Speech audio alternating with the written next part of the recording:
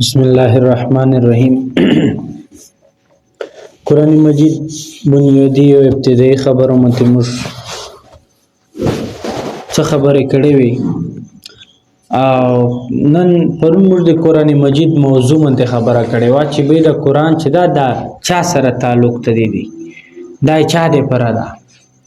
او دا څومره د آیتونو چرغولي سورتونو چرغولي دا چا ترولي دا دغه انسان ترغولي او د دې تعلق دغه انسان سره ده. نن موږ د قرآن مجید په اعجاز باندې خبره کوو چې قرآن مجید کې ډېر تاثیر ده د دې ډېر اعجاز دي او دغه مختلف وجوهات دي. نو پهلا د قرآن مجید د اعجاز بنیادی وجه دا ده چې قرآن مجید او د کوم چې صاحب قرآن و یعنی نبی علیه الصلاۃ والسلام د خپل مانس کې باهمي تعلق سره نو دا خبره پهله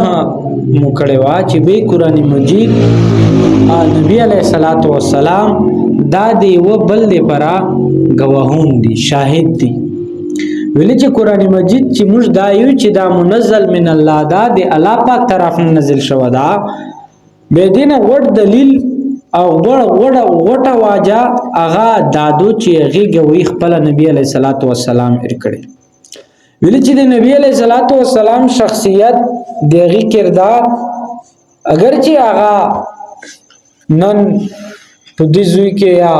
دلته کې موجود نه ده په دې دنیا کې نه ده خو لیکن د نبی علیه الصلاۃ والسلام چې کوم سیرت طیبه دو هغه نن هجوندای دو هغه نن هغه خبره کوي او په کتابونو کې درج دو کتابونه په دې مخ لیکل شوی دي. نو نن که نبی علیه الصلاۃ والسلام موجود نه دا او دغه زیارت نه موږ محروم یو دالتا خو لیکن دغه کرنمی چې کوم دي هغه نن ژوندۍ دي او هغه په دې باندې ګویر کوي. هر مورخ چې ته تاریخ لیکون کړه یا هر مفکر د انساني تاریخ کې دا خبره منلې دو چې دنیا کې چې عظیم ترین انقلاب چار وسته دا هغه نبی علیه الصلاۃ والسلام وسته دا او په دې منته د دې خبره په عظمت منته نن هر څه دلیل ده.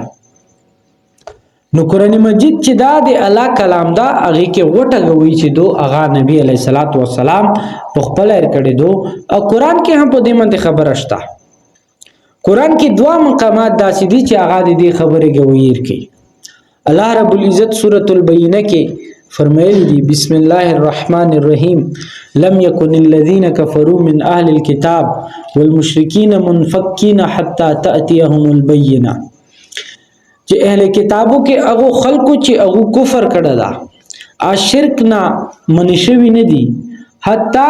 چې د طرف ته بینہ راغله. بینہ عربی کې لشي یو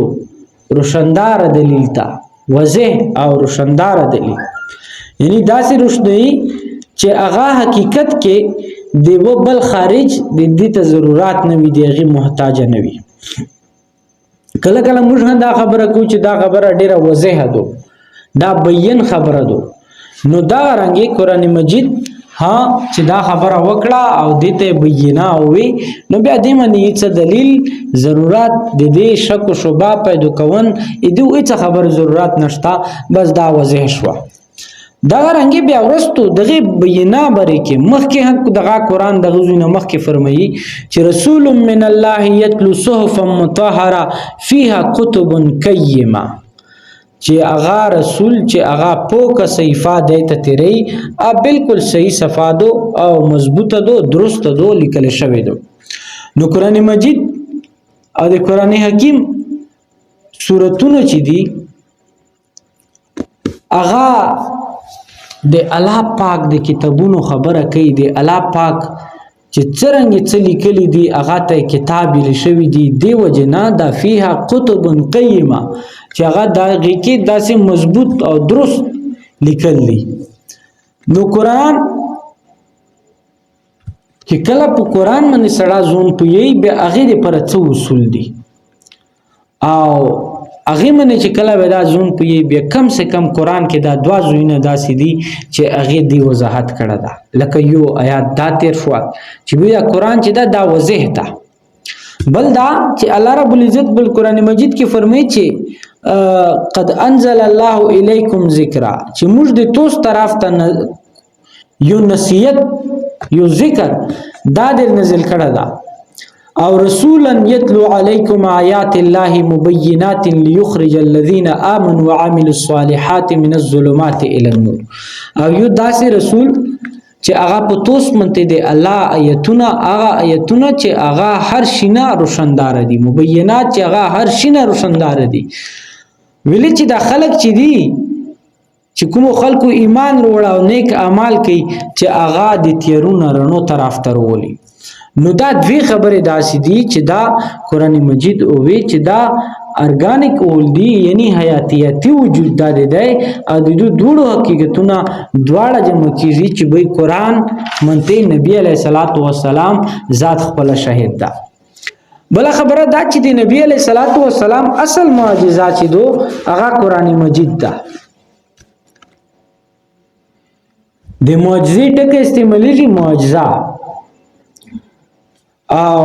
د نبی علیہ الصلوۃ والسلام چې وا غټه معجزات او هغه دغه قران مجید ده او دې خبره باندې په داسې سړا زون کوي چې د معجزې لفظ چې دا دانن ایموش په ژبه کې اصطلاح کې ها دا عام ده موږ دا خبره کوي چې دا معجزه وشوه دا معجزه وشوه معجزه یعنی هر یو داسې عادت چې هغه خلاف الفطرت وشي عادتن هغه سکیږي نه خو د خپل عادت مخالف کې وشي به موږ وایي چې دا څه شدو معجزات او حالانکه د معجزات چې د کوم لفظ تا عین جیم ز عجز دا لفظ چې دا د دې مطلب دا چې یو شاید ته عجز کی نو قران مجید کې دا عجز ټکه چې دا ډېر استعمال شوی دا خو لیکن موږ په دا اصطلاح کې چې عام طور منته د دغه ټکی اطلاق کیږي هغه په قران مجید کې استعمال شوی نه دو چې موږ هر شي ته معجزه یایو هر شا معجزه نه وي بلکې معجزه خو داسې وي چې هغه الله رب العزت خپل رسولونو تیر کړي او قران مجید کې هغه ته هم معجزه ټکا نه د استعمال کړه بلکې هغه ته آیات ټکا استعمال کړه چې د الله نشانه او داسې ډېر انبیا او رسولون وروړي دي چې هغه د الله نشانه او د الله آیتونه وروړي دي نو دې اعتبار سره که سړی سوچ وکړي چې د معجزې ټکه چې موږ استعمالو دا خو قران مجید کې نه دروله خو البته طبي قانون چې کوم دي فزیکل لاس چې کوم دي د هغه مطابق دا دنیا کې نن هر چلیږي که یو سړی وایي چې وی موکه منته یو قانون دی الله پاک موت شي یعنی الله پاک قانون دا چې به دا او بچي دو دا زون تخپل لیار جوړي درومي خو لیکن موسی علیہ الصلوۃ والسلام دغه سمندر و او چې کله په ټونډه منته وال دا سمندر چې دا هغه څه شوال هغه ټونډه لګیدل دی واجه هغه موت شوال الانکه اثر کوئی سمندر عادت دا قانون دا چې دا بخپل چی ولیکن چې موسی علیہ الصلوۃ والسلام اول بیا خپل عادت نه مخالفت کې شو نو دا غرانګي بلځو کې خرقه ټکر ولدا خرقهات کله چې موسی علیہ الصلوۃ والسلام په کشته کې سور و نو کشته کې ورکا وکړه او طبي قانون خداو دلته موت شو نو خر کې عادت خبره وشوله نو دا څومره چې خر کو عادت وکې دي داسې وکې چې عادتن سړای نه مني خو لیکن هغه وشي اکه ډیر قانون داسې وي چې هغه د الله رضا او د الله مشیت سره هغه اظهار سره د دې دوه شینو اظهار کیږي او دی وجنه الله رب العزت دغه خلاف العادت چاري چې دي دا صرف انبیا سره خاص کړي نه دي بلکې ډیر داسې انسانون دي چې هغه یو داسې کرشمه او کې داسې یو کرامت الله پکې کړی وي نو چې هغه انسان سوچ کوي بیا هغه ته نشي کېدله عادتن چې ته سوچ کوي فزیکل لاز مطابق هغه نشي کېدله خو لیکن الله یې کړی بیا هغه مونږ شي دا غرانګي معجزات چې دوه معجزه هغه شی ته لکېږي چې هغه کې څه تهدید څه چلن موجود وي لکه څنګه چې نبی علیہ الصلوۃ والسلام په خپل رسالت منته یا موسی علیہ الصلوۃ والسلام په خپل رسالت منته دلیل پیش کړه او مقابله کې چیلنج او تیر کړل شو نو موسی علیه السلام ته الله پاک دوی غټه معجزې ورکړي، ید بیضا او عصا. د دوه حیثیت چې دا اصل کې دا معجزات چې هغه چیلنج کړي وو چې ته چې آی موسی علیه السلام ته وی چې ته چې آی چې زه د الله رسول یم، تو سره په دې دلیل څه ده؟ څه خو واجه وشي، څه خو ثبوت وشي، بیا به موږ ومنو چې تو سره دا دلیل شته ده الله پاک دایر کړي. دغه رنګې د قرآن مجید چې اصل معجزه موږ اتیایو چې د نبی علیه السلام دا اصل معجزاتو د دې پاتا مستداسې لاګي چې قرآن مجید څه ټیم کې نازلېدلو. هغه ټیم کې عرب خلک چې هغه کې ډېر بلند والا شعرا وو، ډېر خطیبون وو، ډېر زبندان وو، خو لیکن عام خلک چې هو هغه به دا خبره محسوسه ولا چې به د محمد چې کوم کلام وي دا چې تا خاص کلام ده او ډېر اثر کوونکا کلام ده او ډېر خوش کلام ده. بهرحال نو معجزه دا رنګ نبی علیہ السلام ته ډېرې معجزې ملو شوې دي او خر کې عادت واقعا ډېرې ملو شوې دي. لکه نبی علیہ السلام پښمی ته اشاره وکړه دا نیم په نیمه لوړه. دا رنګي نبی علیہ السلام د زنورونو خبرې چې وی هغه باندې به پویدال او زنورون چې هغه نبی علیہ السلام سره د خپل عقیدت اظهار کول. نو حجۃ الوداع په موقع منته نبی علیہ السلام 63 دا وشون نبی علیہ السلام الول کړل او نهر کړل. نو هغه وشون چې هغه 100 وشون دا په کتوره کې لوبو چې یو نبی علیہ السلام نهر کول روایت کړي چې بل وش په خپل ایت روغلال خپل دا غوړه به تر ټیټه کړله. دا غرنګ نبی علیہ السلام بو ایوی مټه منته ودره دال به خطبه ایر کوله. کله چې بیا منبر جوړ شول چې پیله ځالي نبی علیہ السلام منبر ته وختال اغزو کې آغا کومه مټه چې وا حنانا دا څه شولا دا په جړو شولا. نبی علیہ السلام چې خطبه شروع کړه د داسې جړو شروع کړه چې لکه وړي کور کا چې څنګه زور سره جوړي. نو اگر چې دا اخر کې عادت خبرې دي خو لیکن ساينس دا خبره نه مني. ساينس چې نه دا غدا د مټه یا دا جړو چې دو دا نشي کېدله. دیو جنا مولانا رومي رحمت الله علیه چې هغه غټ علم و چې کوم خلکو دغه خبره انکار کړه دا غیو شعر په سوال چې فلسفی گو منکر حنانا است از حواس انبیاء بیگانه است. حالانکه ک نبی علیہ السلام سیرت وکسه زندگی وکسه دا ټول خبرې چې دي او ډېر داسې واقع دي چې هغه موجود دي. او قرآن مجید کې ها الله رب العزت د عیسی علیہ السلام خبره ها کړې دو چې عیسی علیہ السلام ته الله پاک داسې خرق عادت واقعات اغي سره په پیش کېدل چې خاطی نبی مرغې جوړ کړه او پکاره بیر ټوکړه لاغه بوسیده مرغې روانه شو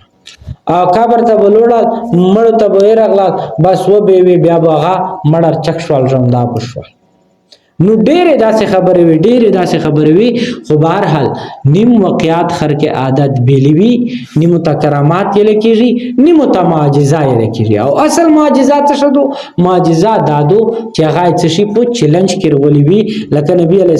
السلام ته قرآن الله پاک ارکل دا یوه غوټه معجزه وه. ویلې معجزه وه چې نبی علیہ السلام دا خبره کوله. نو خلکو مطالبه وکړه قرآن خپله روغله وی چې یاسین والقرآن الحکیم انک لمن المرسلین چې بشک ته رسول یې. دا غرنګ دی قرآن مجید ګڼ آیتونه په دې باندې دلیل دي. دا غرنګ سوره سواد کې الله پاک دا خبره کړې سواد والقرآن ذی ذکر بل الذین کفروا فی عزة وشقاق. عدالت هم دا انک لمن المرسلین ټکه چې دا پټتا دا غرنګ سواد والقرآن ذی ذکر انک لمن المرسلین بل الذین کفروا فی عزة وشقاق. دا غرنګ سوره قاف کې الله پاک دا خبره کړې قاف والقرآن المجید دلته کې به دا ټکه معذوف فی پټ کوي انک لمن المرسلین بل عجبوا ان جاءهم منذر منهم. دا غرنګ سوره الزخرف کې او سوره الدخان کې ها د نبی علیہ السلام رسالت منته د قرآن دا ټول خبرې چې دي دا موجود دي ولیکن معجزه دې ته ویل شي چې کله رسول نه مطالبه وشي بیا الله پاک څوک تحدي څوک چیلنج کړي الله پاک بیا هغه د نبی علیه الصلاۃ والسلام په لوس منته ثابت کړي د انبیا په لوس منته ثابت کړي هر یو داسې واقعیا چې وي هغه ته به معجزه نه وي الله پاک د خبرو عمل کوي توفیق نصیب کړي